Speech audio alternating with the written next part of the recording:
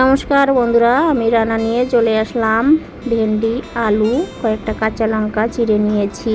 কড়া বসিয়ে দিয়ে কড়াতে তেল দিয়ে দিলাম ফোড়নে গোটা জিরে দিয়ে কেটে ধুয়ে রাখা ভেন্ডি আলু দিয়ে দিলাম লবণ হলুদ দিয়ে ভালো করে নাড়াচাড়া করে ঢেকে রাখলাম। এদিকে আমি কয়েক রসুন নিয়েছি আর কালো সর্ষা সাদা সর্ষা নিয়েছি। কিছুক্ষণ পর উল্টে পাল্টে আমি রসুন বাটাটাকে দিয়ে দিলাম।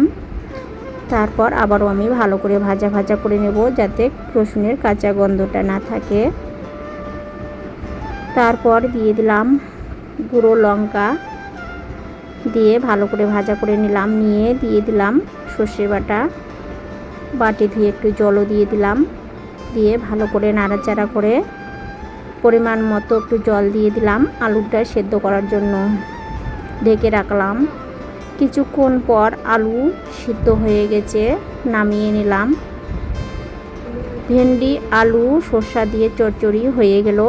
তারপর এদিকে আমি কড়াতে জল বসিয়ে দিয়েছি। 1 চামচ লবণ দিয়ে ধুয়ে মসুর ডাল ধুয়ে ঢেলে দিয়ে দিলাম, ঢেকে রাখলাম। খেতে বসলাম। ভেন্ডি আলু চচ্চড়ি, ডাল আর এখানে হলো ভাত। এই হলো আজকের মেনু। খেতে শুরু করলাম।